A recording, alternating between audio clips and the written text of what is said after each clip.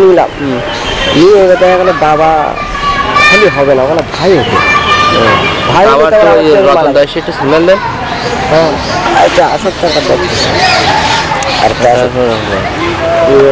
কি করবো, এই এক টাকা না কিছু তো করা লাগবে।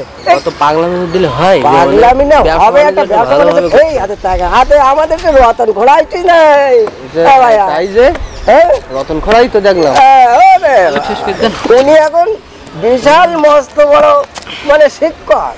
রতনের এত লেখাপড়া শিখে কি হবে, কে দেবে ওকে চাকরি? ওর সে তো ভালো অন্য কোনো কাজ করলে ভালো হয়। চাকরি